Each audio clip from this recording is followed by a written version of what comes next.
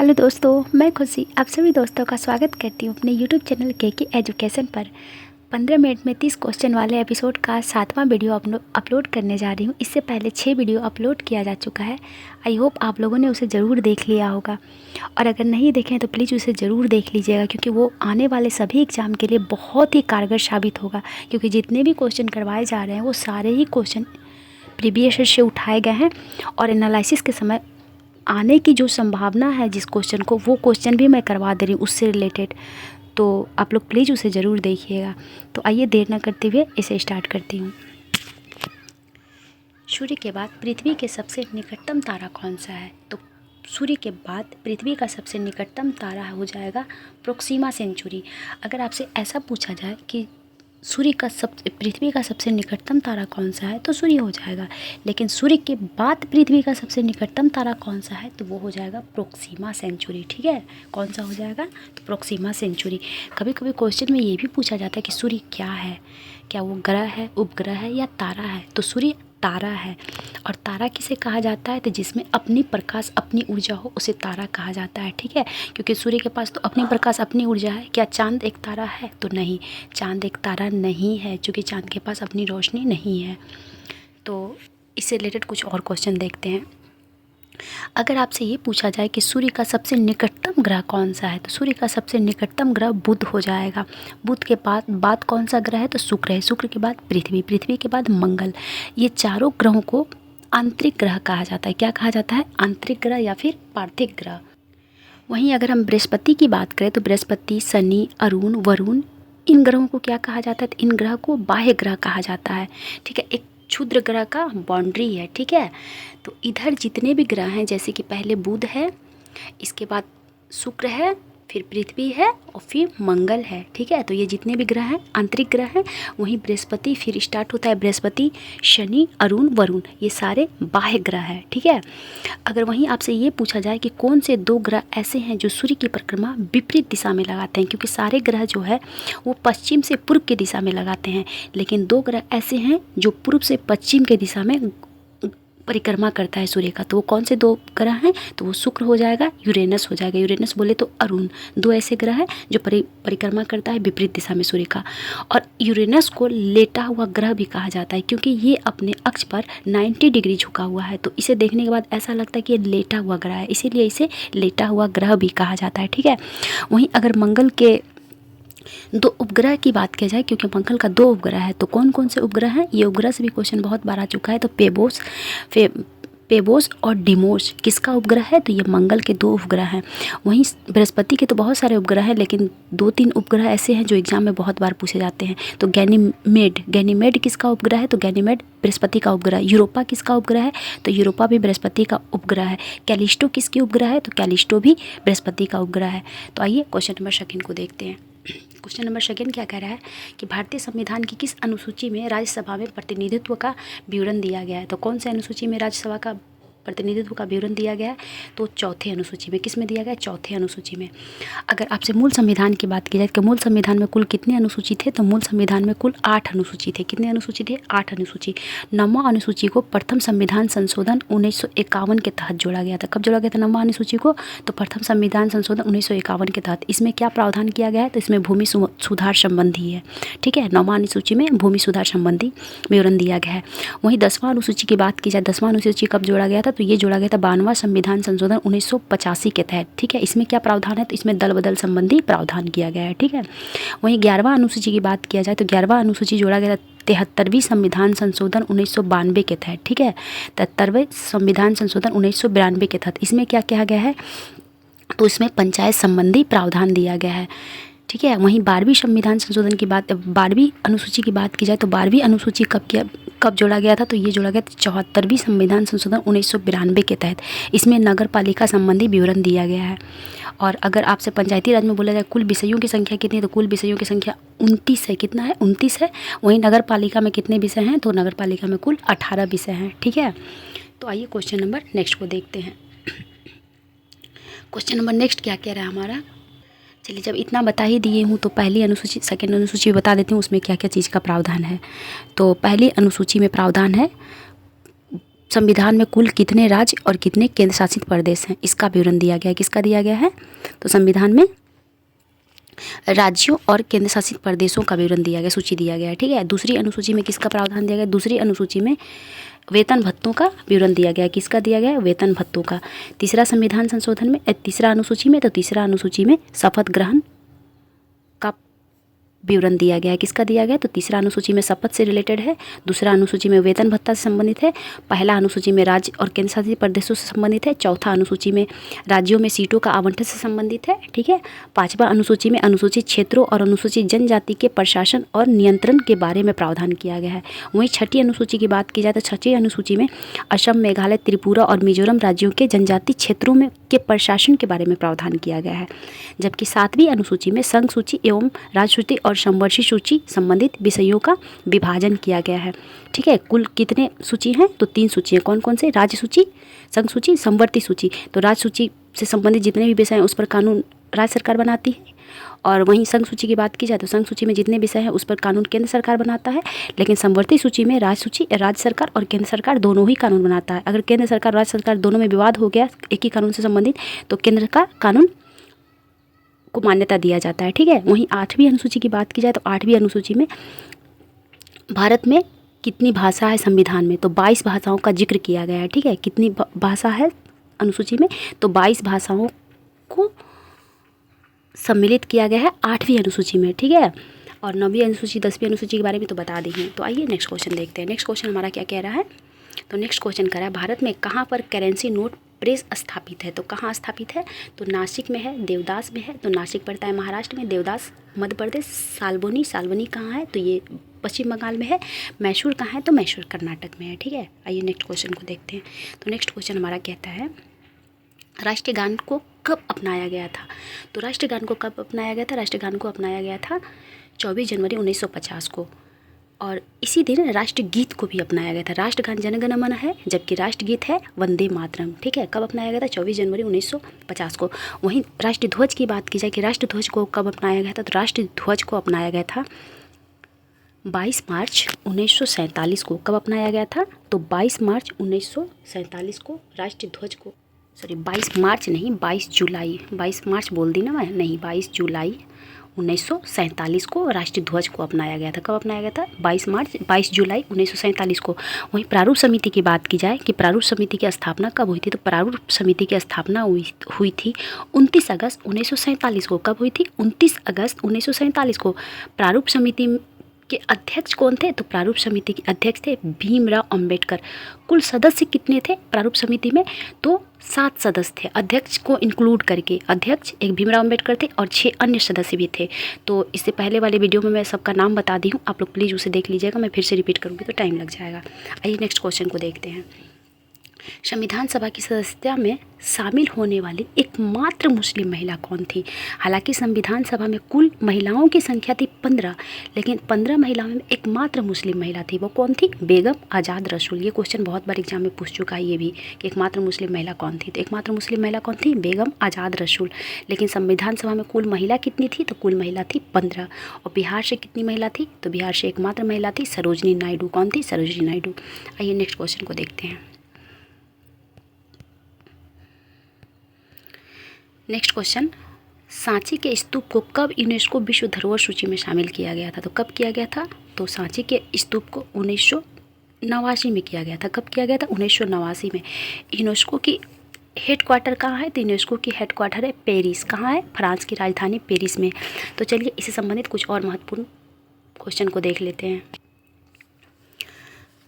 अगर आपसे पूछा जाए कि अजंता और एलोरा की गुफा को यूनेस्को की विश्व धरोहर में कब शामिल किया गया था? तो अजंता और एलोरा की गुफा को 1983 में शामिल किया गया था। कब किया गया था? 1983 में शामिल किया गया था एलोरा और अजंता के गुफा को।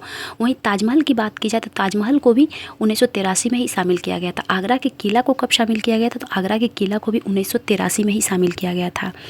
जबकि अगर पहली बार प्राकृतिक धरोहर की बात की जाए कि प्राकृतिक धरोहर को विश्व धरोहर कब शामिल किया गया था यूनेस्को के विश्व धरोहर में, तो ये शामिल किया गया था 1985 में। किसे किसे शामिल किया गया था? पहले तो 1985 में शामिल किया गया था केवलादेव को। केवलादेव नेशनल पार्क कहाँ है? तो केवलादेव नेशनल पार्क राजस्थान में पड़ता है, इसे शामिल किया गया था 1985 में। काजीरंगा नेशनल पार्क ये असम में पड़ता है। मानस नेशनल पार्क ये भी असम में पड़ता है। इन दोनों को कब शामिल किया गया था? इन दोनों को भी सन 1985 में शामिल किया गया था यूनेस्को विश्व धरोहर सूची में, ठीक है। कोणार्क का सूर्य मंदिर, कोणार्क का सूर्य मंदिर ये कहाँ पड़ता है? ये उड़ीसा में पड़ता है। इसे कब यूनेस्को विश्व धरोहर सूची में शामिल किया गया था? तो इसे शामिल किया गया था सन 1984 में। कब किया गया था? सन 1984 में। और कोणार्क का सूर्य मंदिर को ब्लैक पैगोडा के नाम से भी जाना जाता है। किस नाम से जाना जाता है? ब्लैक पैगोडा के नाम से। आइए नेक्स्ट क्वेश्चन देखते हैं। चलिए एक और इम्पोर्टेंट क्वेश्चन याद आ गया, बहुत बार ये भी एग्जाम में पूछा जा चुका है कि भारत के मात्र 2 ऐसे शहर हैं जो यूनेस्को के विश्व धरोहर सूची में शामिल हैं। तो पहला शहर कौन था? तो पहला शहर 2017 में शामिल किया गया था अहमदाबाद को, और दूसरा शहर जयपुर को शामिल किया गया था सन 2019 में। कब किया गया था पहला शहर? अहमदाबाद 2017 और जयपुर 2019 में, ठीक है।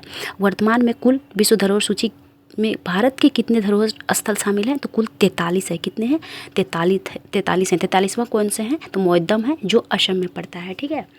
आइए नेक्स्ट क्वेश्चन को देखते हैं। तो नेक्स्ट क्वेश्चन हमारा कहता है एतमा उद्दौला का मकबरा कहाँ स्थित है? तो एतमा उद्दौला का मकबरा कहाँ स्थित है? तो ये स्थित है आगरा में। कहाँ स्थित है एतमा उद्दौला का मकबरा? एतमा उद्दौला का मकबरा स्थित है आगरा में, ठीक है। इसे किसके द्वारा बनाया गया था? तो इसे नूरजहाँ के द्वारा बनाया गया था। नूरजहाँ इसकी बेटी थी एतमा उद्दौला की, ठीक है। कौन थी? एतमा उद्दौला की नूरजहाँ बेटी थी, इसी के द्वारा बनवाया गया था। और इसके एतमा उद्दौला का नाम क्या था? इसके पिता थे, क्या थे? मिर्ज़ा गियास बेग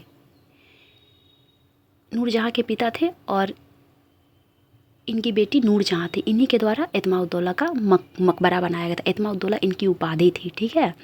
आइए नेक्स्ट क्वेश्चन को देखते हैं। हाँ, अभी छावा फिल्म बहुत चर्चा में है, मे भी ऐसा क्वेश्चन पूछा जा सकता है इससे रिलेटेड।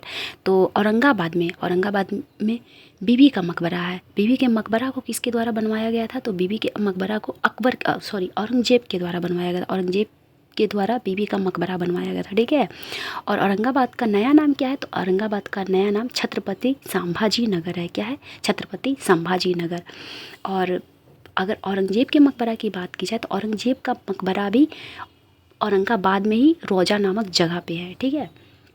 आइए नेक्स्ट क्वेश्चन देखते हैं। नेक्स्ट क्वेश्चन हमारा कहता है विधानमंडल के सदस्य रहे बिना कोई भी व्यक्ति कितने दिनों तक मंत्री पद पर आसीन हो सकता है? तो वो 6 मंथ तक हो सकता है, और 6 मंथ के अंदर ही उसे विधानसभा या फिर विधान परिषद का सदस्यता बनना अनिवार्य है। अगर वो सदस्य नहीं बना तो उसको पद से हटा दिया जाएगा, ठीक है। तो कोई भी व्यक्ति बिना मंत्री का कितने दिन तक पद पर आसीन रह सकता है? तो वो 6 माह तक रह सकता है, ठीक है। आइए नेक्स्ट क्वेश्चन को देखते हैं। नेक्स्ट क्वेश्चन हमारा क्या कह रहा है? तो नेक्स्ट क्वेश्चन कह रहा है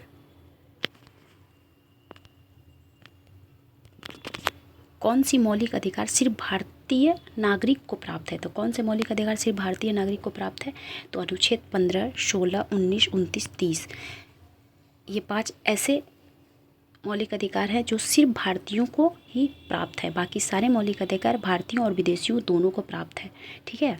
तो नेक्स्ट क्वेश्चन देखते हैं लोकतंत्र में शासन का संचालन कौन करता है? तो लोकतंत्र में शासन का संचालन करता है जनता के द्वारा निर्वाचित प्रतिनिधित्व। क्योंकि देखिए एमपी लोग का चुनाव कौन करता है? हम लोग ही करते हैं ना। तो हम लोग जनता हैं, हम ही लोग के द्वारा उन लोगों का निर्वाचन किया जाता है, और वही लोग ना प्रतिनिधित्व करते हैं। शासन कौन बनाता है? कानून वगैरह कौन बनाता है? उन्हीं लोगों के द्वारा बनाया जाता है। तो इसीलिए कहा जाता है कि लोकतंत्र में शासन का संचालन किसके द्वारा किया जाता है? तो जनता के द्वारा निर्वाचित प्रतिनिधित्व। आइए नेक्स्ट क्वेश्चन देखते हैं हम लोग। नेक्स्ट क्वेश्चन है वर्तमान समय में किस देश में प्रत्यक्ष लोकतंत्र है? तो प्रत्यक्ष लोकतंत्र कहाँ है? स्विट्जरलैंड में। कहाँ है? स्विट्जरलैंड में। संविधान क्या है? तो संविधान एक लिखित अलिखित नियमों, सिद्धांतों, नीतियों एवं कार्यक्रमों का संग्रह है, ठीक है। नेक्स्ट क्वेश्चन क्या है? तो नेक्स्ट क्वेश्चन है हमारा भारत में ईस्ट इंडिया कंपनी के शासन का अंत कब हुआ था? तो भारत में ईस्ट इंडिया कंपनी का शासन का अंत हुआ था सन 1858 में। कब हुआ था? सन 1858 में। तो आइए जब इसका अंत देख लिए तो शुरुआत भी देखते कि इसकी शुरुआत हुई कब थी। तो इसकी शुरुआत हुई थी 1773 के रेगुलेटिंग एक्ट के द्वारा ईस्ट इंडिया कंपनी के द्वारा शासन करना प्रारंभ हुआ था। लेकिन अंत कब हुआ था? तो 1858 के अधिनियम के तहत हुआ था। वहीं आपसे पूछा जाए कि इलाहाबाद की संधि कब हुई थी? इलाहाबाद की संधि से संबंधित भी क्वेश्चन बहुत बार आ चुका है। तो इलाहाबाद की संधि हुई थी 1765 में किसके किसके बीच हुई थी? तो 1765 में हुई थी, 12 अगस्त 1765 को हुई थी, शाह आलम द्वितीय और क्लाइव के बीच हुई थी। किसके बीच हुई थी? शाह आलम द्वितीय और लॉर्ड क्लाइव के बीच हुई थी। और इसके तहत क्या क्या हुआ था? तो बंगाल, बिहार, उड़ीसा में द्वैत शासन की स्थापना हो गई थी। ठीक है, द्वैत शासन का जनक कौन है? तो द्वैत शासन का जनक लियो कार्टियस है। कौन है? लियो कार्टियस। लेकिन बंगाल में द्वैत शासन का जनक कौन है? तो बंगाल में द्वैत शासन का जनक क्लाइव को कहा जाता है। ठीक है, किसको कहा जाता है? क्लाइव को कहा जाता है। आइए नेक्स्ट क्वेश्चन को देखते हैं। केंद्रीय विधायिका को पहली बार द्विसदनीय कब बनाया गया था? तो द्विसदनीय बनाया गया था भारत सरकार अधिनियम 1919 के तहत। इसे ही मॉन्टेग्यू चेम्सफोर्ड सुधार भी कहा जाता है। क्या कहा जाता है? मॉन्टेग्यू चेम्सफोर्ड सुधार भी कहा जाता है। इसी के तहत पहली बार केंद्रीय विधायिका को द्विसदनीय बनाया गया था। ठीक है, लेकिन प्रांतों में द्विसदनीय कब बनाया गया था प्रांतों को? तो ये बनाया गया था 1935 के अधिनियम के तहत। लेकिन केंद्र को बना दिया गया था 1919 के तहत ही, जिसे मॉन्टेग्यू चेम्सफोर्ड सुधार कहा जाता है। आइए नेक्स्ट क्वेश्चन को देखते हैं। नेक्स्ट क्वेश्चन क्या कहता है? गांधी जी ने किस गोलमेज सम्मेलन का बहिष्कार किया था? तो किस गोलमेज सम्मेलन का बहिष्कार करके सभी ने आंदोलन को शुरू किए थे? तो प्रथम गोलमेज सम्मेलन को। कब किए थे?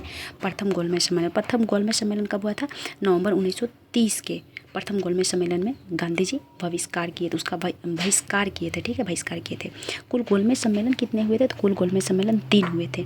कब कब हुआ था? तो 1930, 31 और 32 में। 1930, 31, 32 में 3 गोलमेज सम्मेलन हुआ था।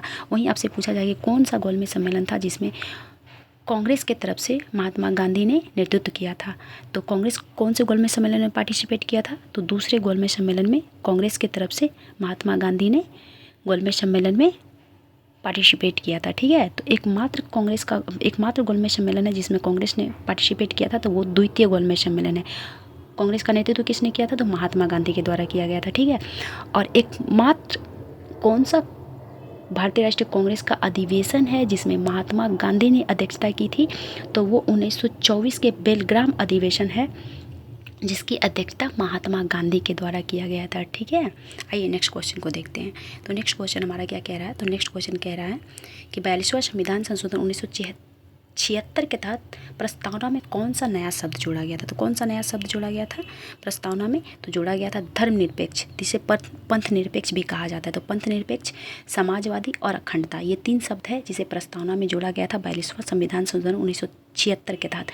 और आपको बता दें कि प्रस्तावना में अभी तक मात्र एक बार ही संशोधन किया गया है, वो है 42वां संविधान संशोधन 1976 के तहत। ठीक है, अभी तक इसके बाद एक भी बार अभी तक दोबारा संशोधन इसमें नहीं किया गया है। तो आइए नेक्स्ट क्वेश्चन को देखते हैं। नेक्स्ट क्वेश्चन हमारा क्या कहता है कि बिना किसी भेदभाव को किसी वयस्क नागरिकों को प्रदत्त मताधिकार को क्या कहा जाता है? तो क्या कहा जाता है? उसे सार्वजनिक वयस्क मताधिकार कहा जाता है। क्या कहा जाता है? सार्वजनिक वयस्क मताधिकार कहा जाता है। आर्टिकल किसके तहत है ये मत देने का अधिकार? तो आर्टिकल 326 के तहत हम लोगों को मत देने का अधिकार है। हम लोग जो वोट करते हैं तो हम लोगों को किस अनुच्छेद के तहत वोट देने का अधिकार मिला हुआ है? तो अनुच्छेद 326 के तहत। ठीक है, आइए नेक्स्ट क्वेश्चन को देखते हैं। नेक्स्ट क्वेश्चन हमारा कहता है कि मतदाता सूची में नाम दर्ज होने के लिए भारतीय नागरिक की न्यूनतम आयु कितनी होनी चाहिए? तो कितनी होनी चाहिए? 18 वर्ष होना चाहिए। जबकि मूल संविधान में कितना था न्यूनतम आयु? तो न्यूनतम आयु 21 वर्ष था। लेकिन इसे बदल के 61वां संविधान संशोधन 1989 के तहत, किसके तहत? 61वां संविधान संशोधन 1989 के तहत 21 वर्ष की उम्र को घटाकर 18 वर्ष कर दिया गया। ठीक है, तो अभी कितनी न्यूनतम आयु है? तो अभी है 18 वर्ष। ठीक है, आइए नेक्स्ट क्वेश्चन को देखते हैं। नेक्स्ट क्वेश्चन क्या कहता है? सरकार ने कब से 14 वर्ष से कम उम्र के बच्चों को घरेलू नौकर रखने या काम पर लगाए जाने को दंडनीय अपराध घोषित किया? तो कब से घोषित किया? 10 अक्टूबर 2006 से। कब से? 10 अक्टूबर 2006 से। लेकिन कानून बन गया था सन 1986 में ही, लेकिन देखिए इसे इम्प्लीमेंट करते करते 20 साल लग गए। तो लागू कब हुआ था? 10 अक्टूबर 2006। लेकिन कानून कब बना था ऐसा? तो 1986 में ही कानून बन गया था। आइए नेक्स्ट क्वेश्चन को देखते हैं। नेक्स्ट क्वेश्चन हमारा क्या कहता है? भारतीय संघ की वास्तविक कार्यपालिका शक्ति किस में निहित होती है? तो किस में निहित होती है? प्रधानमंत्री सहित मंत्रिमंडल में। किस में निहित होती है? तो प्रधानमंत्री सहित मंत्रिमंडल में। लेकिन वही अगर भारतीय संघ की औपचारिक शक्ति किस में निहित है? औपचारिक बोल देगा तब तो राष्ट्रपति हो जाएगा, लेकिन वास्तविक बोल देगा तो वास्तविक हो जाता है प्रधानमंत्री सहित मंत्रिमंडल में। अगर मंत्रिमंडल नहीं रहे, प्रधानमंत्री रहे तब भी सही हो जाएगा। ठीक है, लेकिन औपचारिक बोल देगा तो राष्ट्रपति हो जाएगा। ठीक है, तो आज भी 3-4 मिनट ज़्यादा हो गया। मन तो करता है बहुत कुछ बता दूँ, लेकिन टाइम का अभाव है। तो कोई नहीं, नेक्स्ट वीडियो में आगे देखेंगे हम लोग। ठीक है, थैंक यू सो मच।